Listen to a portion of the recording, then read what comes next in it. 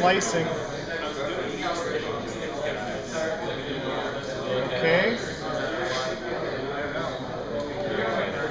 And print.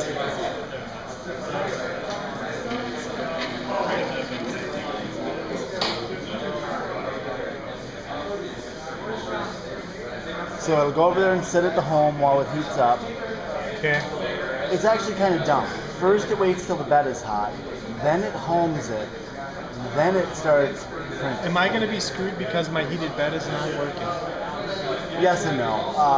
PLA will often work with a cold bed, so you might be okay.